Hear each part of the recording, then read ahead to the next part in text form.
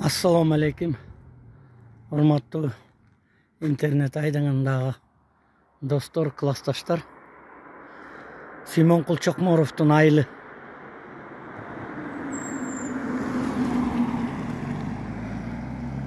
Аламидин району. Мурда чоң таш айыл экен да. Тегелери тоонун бетинде ажайып кооз жер экен көрсө.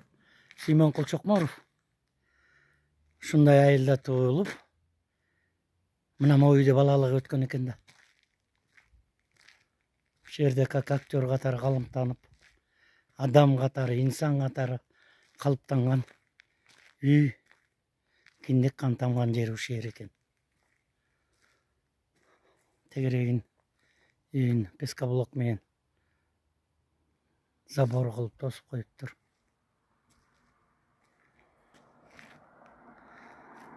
Туугандар,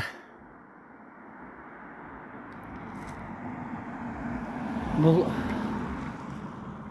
улуу инсандарды унутпайлы. Алар жөнүндө жазалы, көп айталы. Аны кинолордон эле көрчү элек. И то Советтер Союзу убагында поколение эле көрүп. Анын кинолорун, актерлук чеберчилигин, адамдык касиетин баарыбыз көрүп билчүбүз. Көрсө ушул үйдө чоңойгон экен. Балалыгы өткөн экен. Бурчтагы үй экен. Досум экөөбүз келгенбиз, анан атайын ушу айыл жака жакын келгенде коеюнчу. Атайын келип ушуну көрүп билип кетели. Ушул жөнүндө талай автобиографиялык очерктерин окудум эле дегендей кылыпчы. Компактный, кичинекей айыл экен, таза. Көчөнүн атын да коюптур, Симонкул Чокморов. Симонкул Чокморов көчөсү, Симонкул Чокморов коюптур, айылдын атын да коюптур да. Мурда чоң таш айыл экен.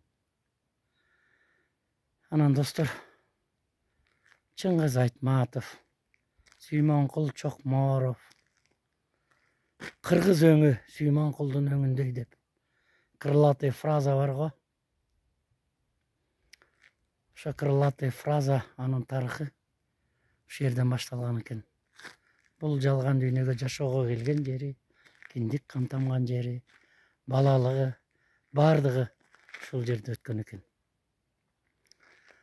Ушундайларды эстейли, жүрөктөн чыгарбайлы досторум.